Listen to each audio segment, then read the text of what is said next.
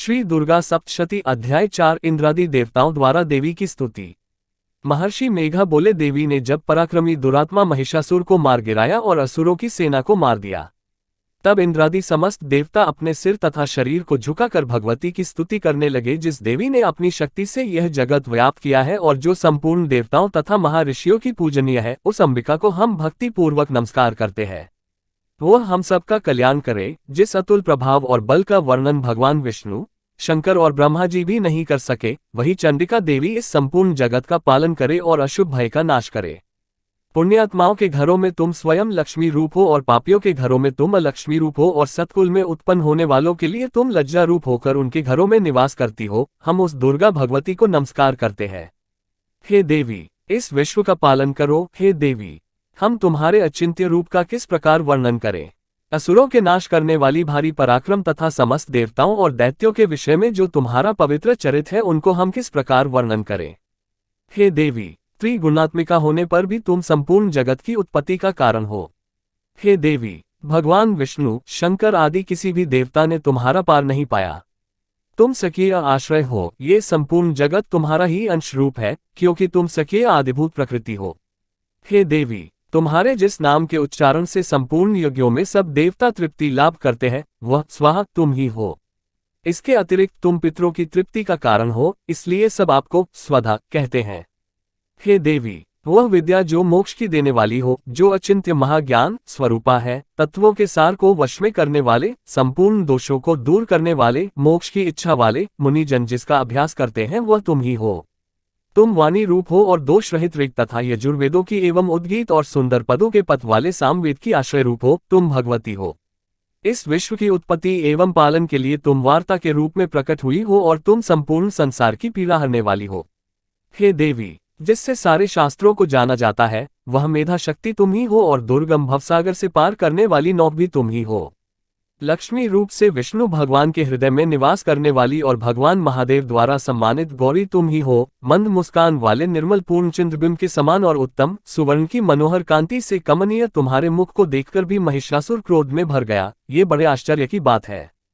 और हे देवी, तुम्हारा यही मुख जब क्रोध से भर गया तो उदयकाल के चंद्रमा की भांति लाल हो गया और तनी हुई भौहों के कारण विकराल रूप हो गया। उसे देखकर भी महिषासुर के शीघ्र प्राण नहीं निकल गए। ये बड़े आश्चर्य की बात है। आपके कुपित मुख के दर्शन करके भला कौन जीवित रह सकता है। हे देवी, तुम हमारे कल्याण के लिए प्रसन्न हो।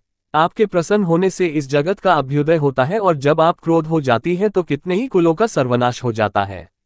ये हमने अभी अभी जाना है कि जब तुमने महिषासुर की बहुत बड़े सेना को देखते देखते मार दिया।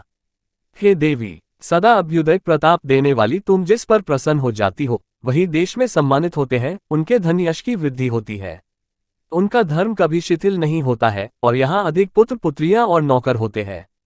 हे देवी, तुम्हारी कृपा से ही धर्मात्मा पुरुष प्रतिदिन श्रद्धा पूर्वक यज्ञ करता है और धर्मानुकूल आचरण करता है, और उसके प्रभाव से स्वर्गलोक में जाता है, क्योंकि तुम तीनों लोकों में मनवांछित फल देने वाली हो।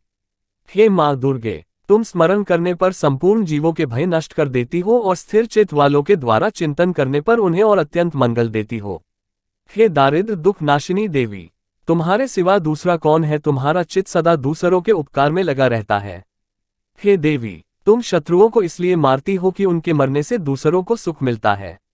वह चाहे नरक में जाने के लिए चिरकाल तक पाप करते रहे हो, किंतु तुम्हारे साथ युद्ध करके सीधे स्वर्ग को जाएं, इसलिए तुम उनका वध करती हो।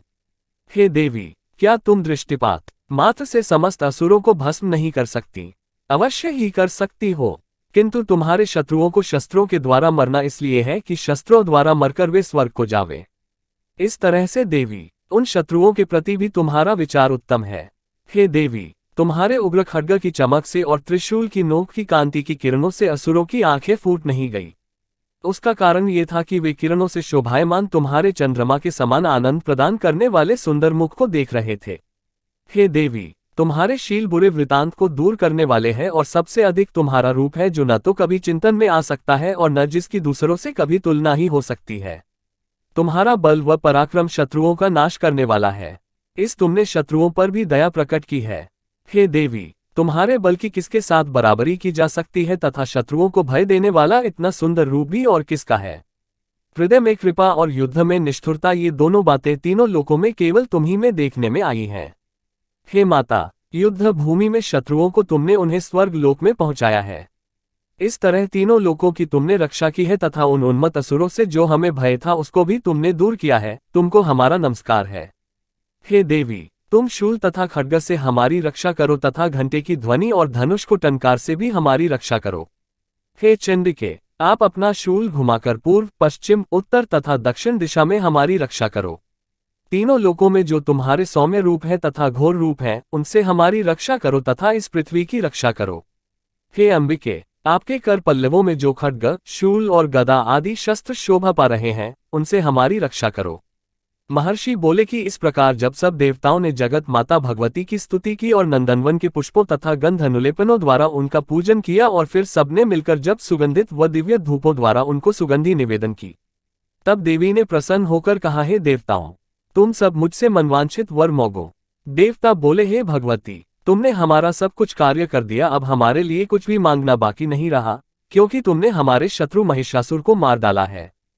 हे महेश्वरी, तुम इस पर भी यदि हमें कोई वर देना चाहती हो तो बस इतना वर दो कि जब जब हम आपका स्मरण करें तब तब आप हमारी विपत्तियों को हरण करने के लिए हमें दर्शन दिया करो। हे अंबिके, जो कोई भी तुम्हारी स्तुति करे तुम उनको वित्त, समृद्धि और वैभव देने के साथ ही उनके धन और स्त्री आदि संपत्ति बढ़ाएं और सदा हम पर प्रसन्न रहें। महर्षि बोले, हे राजन, देवताओं ने जब जगत के लिए तथा अपने लिए इस प्रकार प्रश्न किया तो बस तथास्तु कहकर देवी अंतर्ध्यान हो गई। हे भूप, जिस प्रकार तीनों लोकों का हित चाहने वाली वह भगवती देवताओं के शरीर से उत्पन्न हुई थी, वह सारा वृतांत मैंने तुझसे कह दिया है। और इसके पश्चात दुष्ट असुरों तथा शुभ निशुंभ का वध करने और सब लोकों की रक्षा करने के लिए जिस प्रकार गौरी देवी के शरीर से उत्पन्न हुई थी, वह सारा वृतांत मैं यथावत वर्णन करता हूँ। दुर्गा सप्तशती का चौथा अध्याय समाप्त।